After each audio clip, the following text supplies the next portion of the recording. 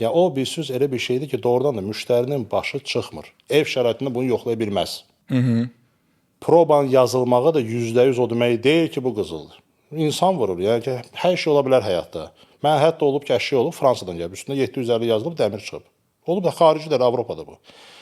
Yəni bu məsələ qayıdır sırf insanın insana inanmağına. Etibar məsələsində %100. Çünki bu pulun əvəzidir. Ona görə mən başa düşmürəm o adamları ki, yəni necə gəldi, nətər gəldi, hardan gəldi. Abi mən bunu başa düşmürəm. Yəni bir insan olaraq ki, nə bilim mən cavanda kitab oxumuşam, 2 il universitetdə dərs demişəm, mənə bu çatmır.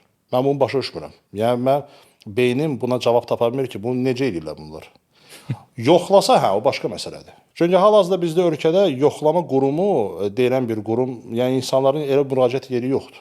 Misal sabah problem olsa məhkəmə bu əşya kim yoxlayacaq? Misal bu cavab yoxdur. Mövzunun davamını izləmək istəyirsənsə YouTube kanalıma daxil ol və tam versiyanı oradan izlə.